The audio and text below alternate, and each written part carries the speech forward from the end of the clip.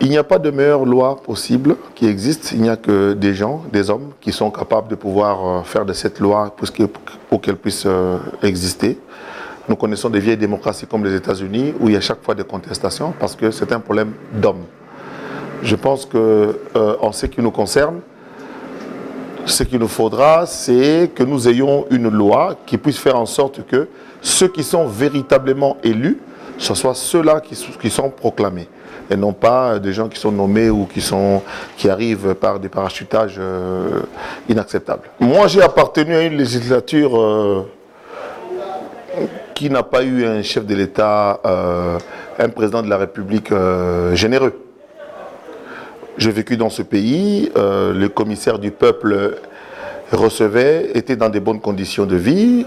Nous, à notre époque, nous devions acheter nous-mêmes.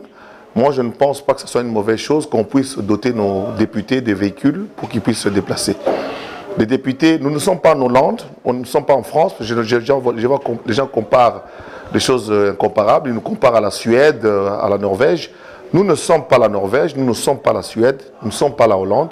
Nous sommes la République démocratique du Congo. C'est-à-dire nous sommes majoritairement des Africains appartenant à des tribus où le chef a un certain niveau qui lui permettent d'être au-dessus et de diriger la population.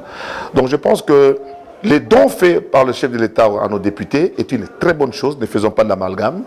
Les enseignants, je me suis battu pour eux à un certain moment, ils sont 20 000, on ne saura pas offrir 20 000 véhicules en même temps, mais déjà il y a des signaux qui montrent que le président actuel veut véritablement arranger le social des députés. Donc moi j'encourage et j'appuie tout le monde de prendre ces véhicules. De toutes les manières, même ceux qui ont refusé reviendront par d'autres méthodes pour les prendre. Il était temps pour que M. Constant Omari parte, après 21 ans à la fédération de football.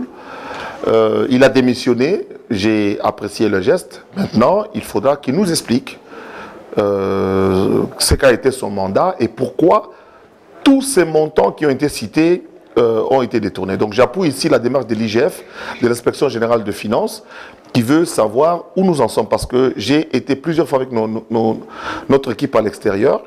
J'ai vu dans quelles conditions dormaient nos joueurs, dans quelles conditions dormaient nos supporters. Je pense qu'il est tout à fait normal qu'il puisse justifier ce qu'il a fait de cet argent et ce n'est que de bonne loi. Bossolo Télévision, c'est une vision. C'est une vision qui est matérialisée. Et comme moi j'ai dit toujours, quand Dieu donne une vision, il en donne toujours la provision. Dieu ne peut pas vous donner une vision sans vous en donner la provision. La manière facile avec les choses se font.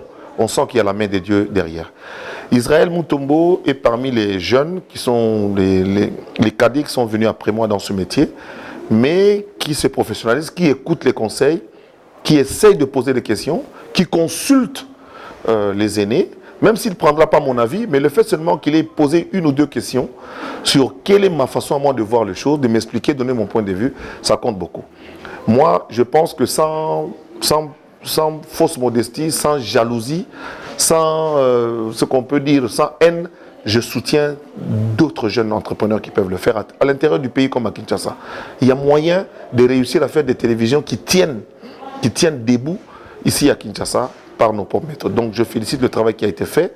C'est à vous maintenant de pouvoir l'accompagner. Comme je parlais de la vision, si le pasteur a la vision, il faut que les diacres, les choristes, tout le monde puisse être dans cette même vision pour que l'œuvre de Dieu puisse aller de l'avant. Parce que ça, c'est une œuvre de Dieu. Les vérités que vous dénoncez, le travail que vous abattez, c'est ça aussi le travail que Dieu nous demande de faire. Je soutiens totalement Bossolo TV. N'ayez pas peur de dire la vérité. N'ayez pas peur de dire la vérité. Mettez-vous toujours du côté des faibles. Mettez-vous toujours du côté des sans-voix, comme vous le faites si bien. Et le peuple et Dieu ne vous seront que reconnaissants. Bon vent à Bossolo TV.